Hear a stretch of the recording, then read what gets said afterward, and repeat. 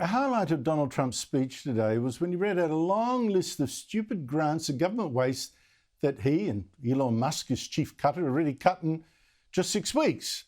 Well, we have a senator who has been appointed a month ago by opposition leader Peter Dutton to find waste here and start cutting when they win government. Joining me is the Coalition's new Shadow Minister for Government Efficiency, Jacinta Price, who is also, of course, its spokesman on Indigenous Australians. Jacinta, great to catch up with you again.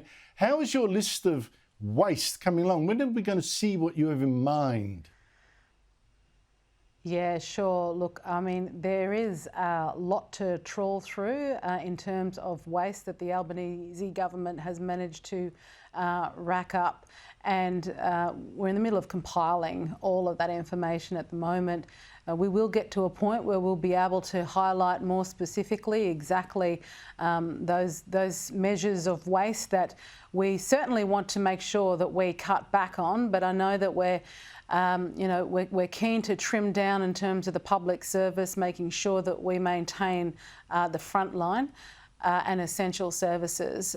But also, I mean, I'll give you one example of a grant that was brought to my attention, which was around ensuring that scientists could be taught how to develop drag shows in order to attract the LGBTQI community into STEM.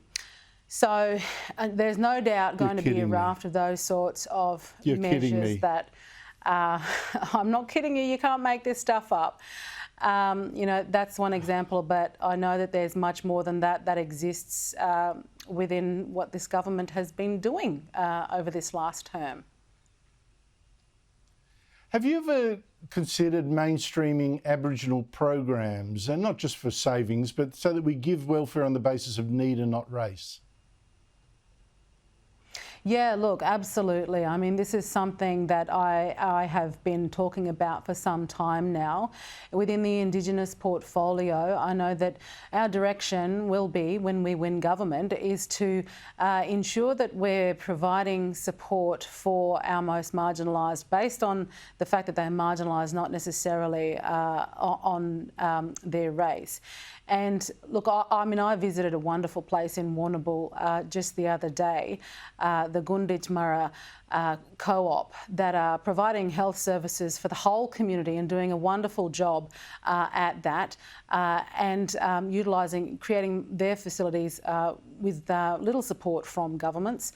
But these are the sorts of things that we're looking at. We're looking at funding outcomes as opposed to pouring money into organisations just because they tick an Indigenous box, because this is what the Labor approach has been, and evidently that's not actually closing the gap. So we will be outcomes focused, outcomes driven, as opposed to just pouring taxpayer dollars into measures because they tick an Indigenous box. We'll be taking a different approach.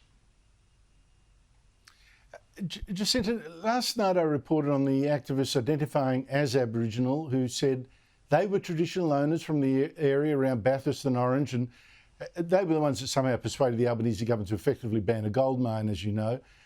They now want the peak of Mount Panorama near Bathurst declared a significant Aboriginal heritage site because 2 years ago they scattered the ashes of one of their members there, a guy on the left of this picture who claimed to be Aboriginal. These claims are getting ridiculous. What's to be done? Yeah, look, this is what's going to happen if we continue to go down this particular direction. You can't simply, hold an event or some kind and then declare a place sacred because something like scattering of ashes occurred on a particular piece of land, because this could be conducted all over the place if we decided to bow down to these sorts of demands, effectively, claiming all these bits of land sacred and therefore should not be accessed by the rest of the community. We will be, and we will come out with our reforms in time enough, but we will be reforming the Heritage Act, the Aboriginal Heritage Act, to ensure that we aren't going down the road of shutting off things like climbs, like the Mount Arapiles climb, like the climb in Mount Warning, significant parts of our country, because some groups want to make claims on these places, because we believe that the entire country is, we shouldn't be prioritising on the basis of those who came here in Australia first and those who've come later. We're all Australians, we're all equal, we all belong to this country, and we need to limit these sorts of demands being put on parts of our country and ensure that all Australians get to have access to our wonderful country. Yeah, it's just, this is the approach that we're going to take. It's the common sense approach. Thank heavens for that. Jacinta, I'm out of time, but instead of putting a question, I'll put a statement. I thought you took a gamble when you released your autobiography 3 weeks ago, Matters from the Heart, where you talk about how you battled and beat your abuse of drugs.